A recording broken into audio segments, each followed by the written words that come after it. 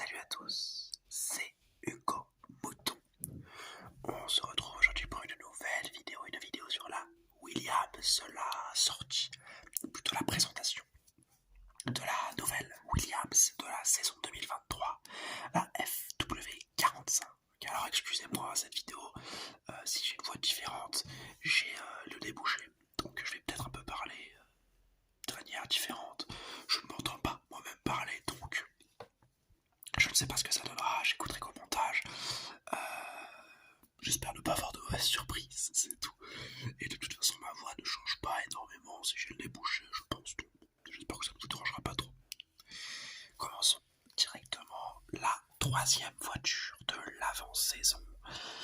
Les derniers de la saison 2022 montrent une belle livrée, presque identique, ouais, très très similaire en tout cas à celle de l'année dernière.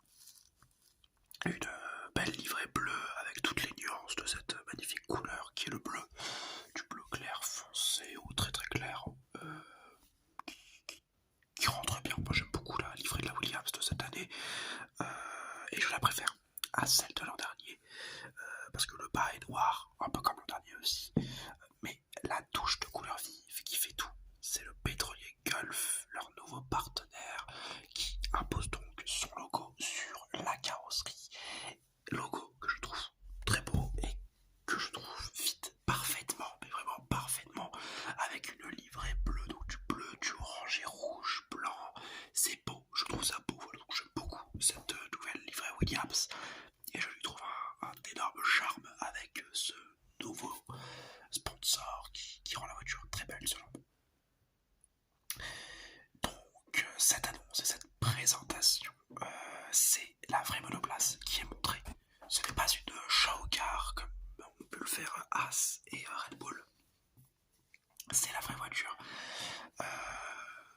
Tout du moins on peut comprendre ça quand on voit la prise d'air au-dessus du pilote qui semble avoir été totalement refaite. Elle est beaucoup plus rectangulaire, elle fait un peu comme une pile Duracell qui est aussi un autre de leurs sponsors à Williams. Ça peut faire un petit fit, là je viens d'y penser sur le moment. Ça ressemble un peu à une pile, en plus gros bien sûr, et ça m'amuse un peu de penser ça. Alors sur la voiture, comme j'ai dit un peu plus tôt, seul le Gulf est nouveau, et c'est surtout les pilotes et la direction qui changent radicalement. À part cette entrée d'air, le sponsor Gulf, il n'y a pas grand chose d'autre qui change dans la voiture et sur la voiture. Donc on va parler des pilotes. Albon qui va continuer avec son statut de numéro 1. Le Thaïlandais devra confirmer son superbe retour, qui était vraiment très très bon l'an dernier, hein, il faut s'en rappeler. Et il devra aider Williams à sortir du fond de grille. Mission compliquée, mais mission faisable pour un pilote avec son talent. Il devra surtout battre son coéquipier et prouver qu'il est le meilleur pilote du fond de grille. Donc il devra battre les Haas, les Alfa Romeo et peut-être les Aston Martin si elles sont toujours en fond de grille cette saison, ainsi que les AlphaTauri.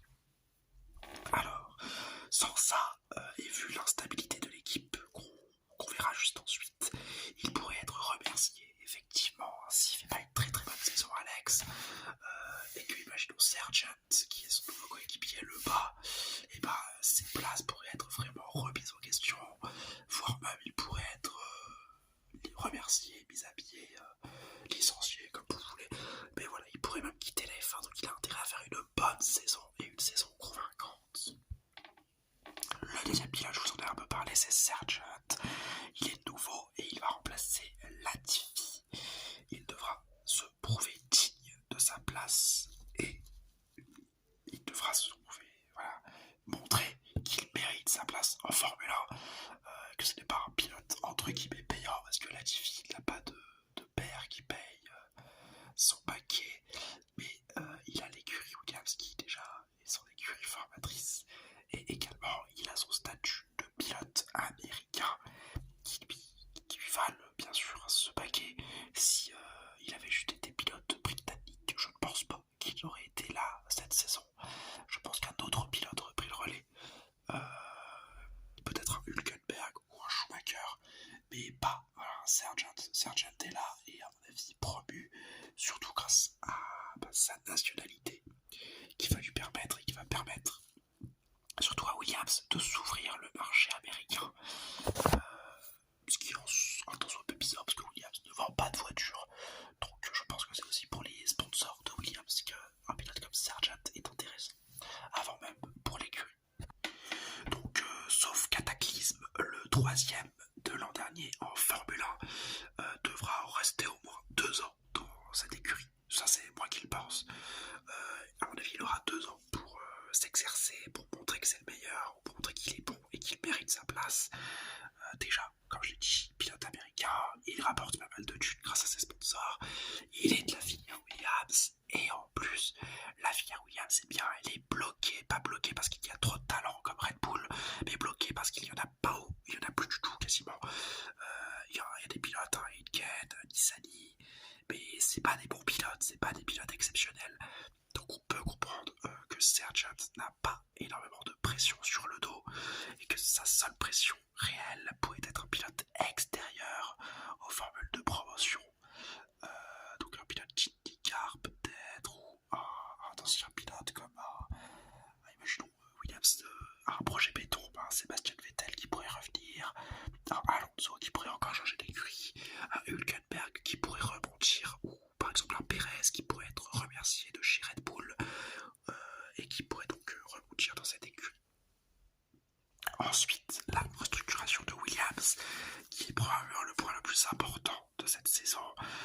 Départ de Josh Capito, remplacé par l'ancien stratège de Mercedes, James Wolves, qui aura pour la première fois un poste aussi haut placé dans une écurie de F1. On connaît le talent de James Wolves, alors moi ce qui m'inquiète un peu plus c'est le départ de Josh Capito, qui selon moi devait rester plus longtemps, parce que il est un peu en train de reconstruire l'équipe.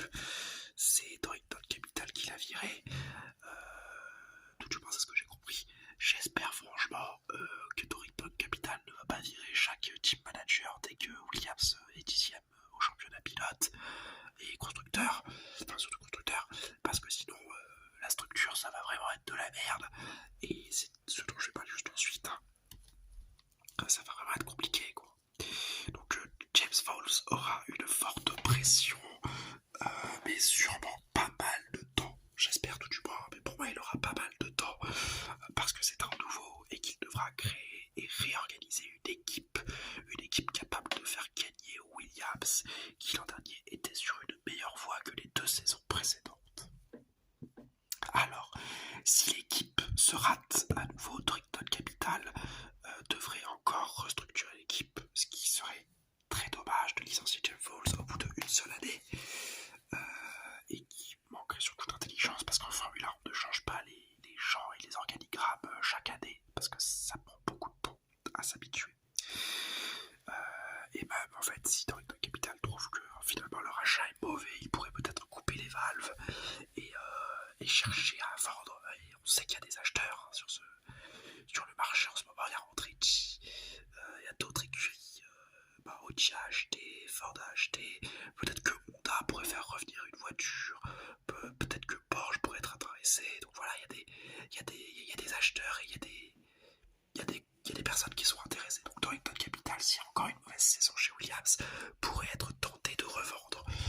Tout du moins, c'est ce qu'on peut penser à croire. Enfin, pour moi, cette saison sera une saison de construction et de reconstruction. Elle devra être au-dessus de la 8ème place pour être une saison considérée comme réussie. Mais elle devra surtout être une saison de passation et d'habitude pour James Fowles et les nouveaux techniciens qu'il a dû ramener, et surtout les anciens techniciens pour s'habituer à un nouveau patron, ainsi que pour les 2 pilotes qui devront faire leurs preuves et rapporter des points pour permettre à Williams de continuer cette restructuration. Mais la maintenance de cette restructuration avec Fowles et pas une nouvelle restructuration avec un nouveau patron d'écurie. Et bien voilà, c'est la fin de cette vidéo, j'espère qu'elle vous aura plu. Williams, c'est pas une écurie que j'affectionne particulièrement, mais vraiment c'est une des plus belles voitures